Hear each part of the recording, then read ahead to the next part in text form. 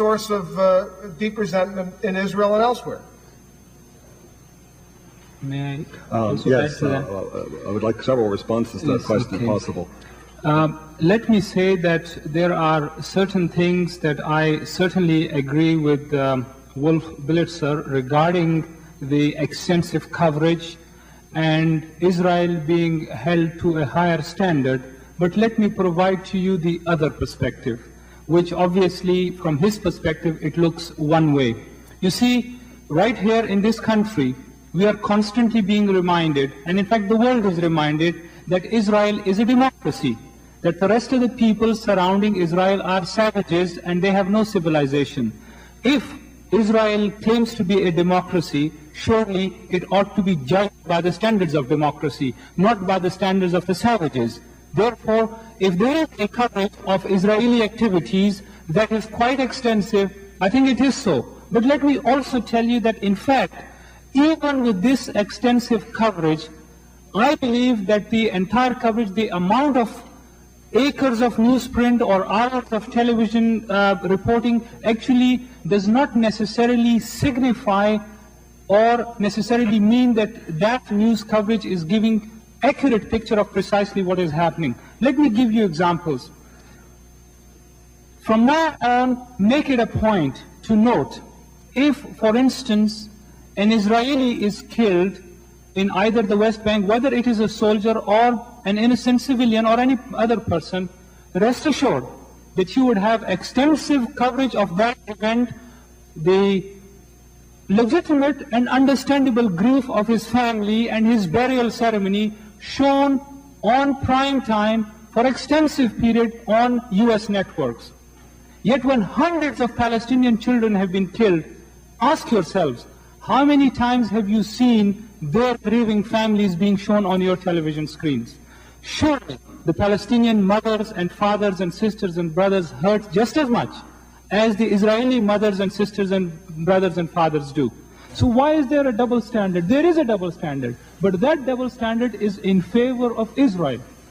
My colleague says that there are hordes of journalists in Israel covering the event. Of course there are hordes of journalists, but why doesn't he also mention that all those journalists are subjected to military censorship? Israel is supposed to be a democracy. It's supposed to be a free society. Of course, he is concerned about the plight of the Bulgarians or the people in Burundi and so on. So are we, but I'm afraid this particular panel is discussing the Intifada. This is concerning Israel, not the events in Burundi. And let me finally also mention that in Israel, it is claimed that it has a free press. It has a free press only to a point.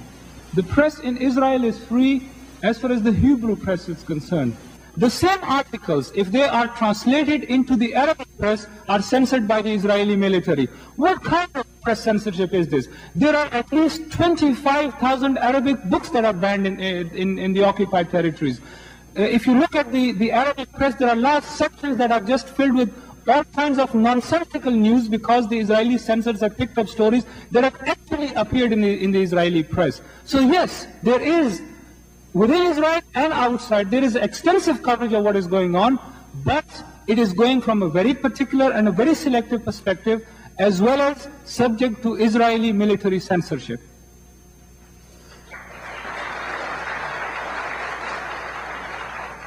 The program, which may be advertised in the Intifada, gets into many, many different subjects, and I have lots of questions here that are going to seem possibly a little bit remote, but maybe not. Here are three questions addressed to Father Jenco.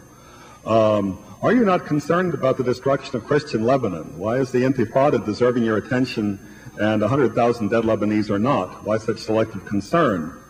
Would you care to discuss the plight of the Armenian and Jewish community in Syria? And would you care to speculate why the Pope and world Christianity do not rise up in response to the plight of the Maronite Christians in Lebanon who face genocide at the hands of Muslim extremists such as the Islamic Hezbollah? That's a mouthful.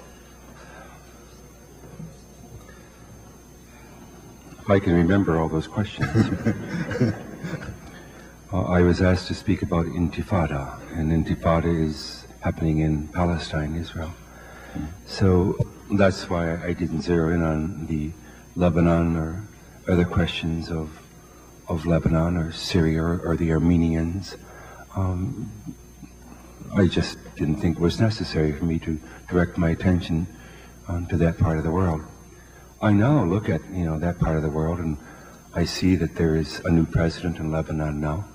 And I see this morning on the news, a car was parked, and it blew up and killed innocent men, women, and children. The new president arrived in the country. He was a block away from his new residence. That's how they resolve issues.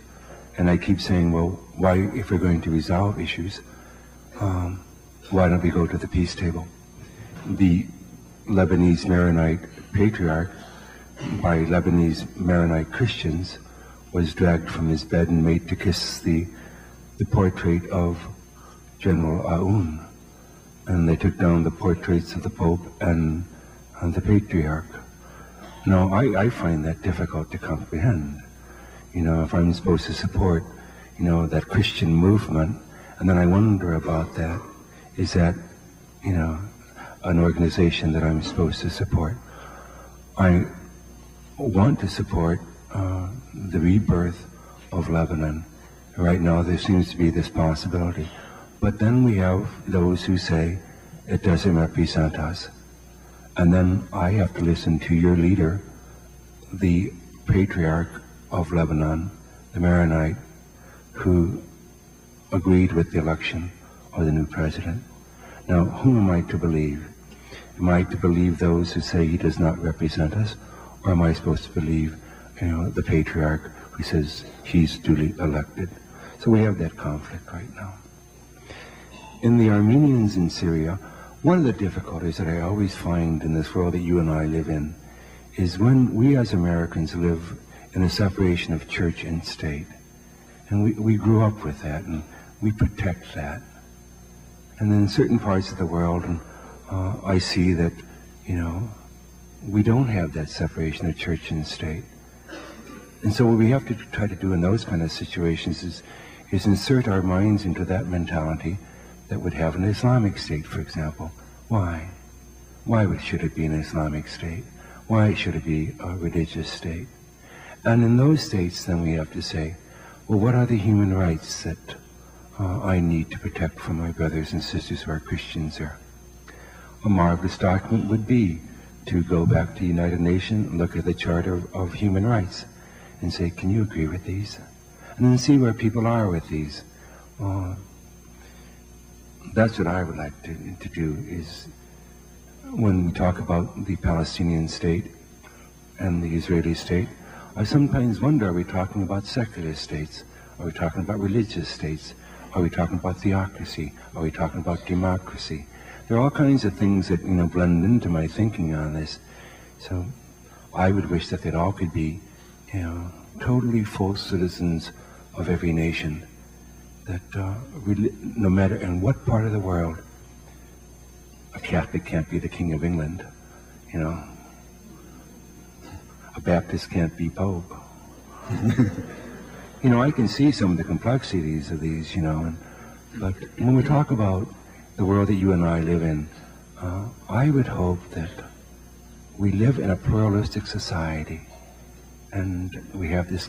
On the eve of my release, Hajj said to me, Abuna, we have the same God. We have the same father of faith, Abraham. We reverence Jesus as great prophet, Miriam as mother of the Lord of Jesus. And we have the same moral code. Why can't we build on that which unites us instead of work on that which separates us off? And that has kind of stayed with me for all these years now.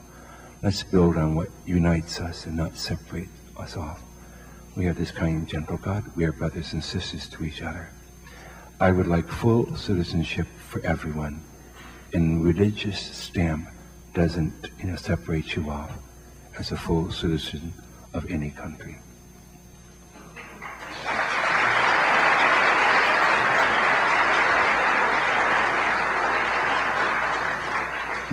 The chair would now like to address Mr. Blitzer. This question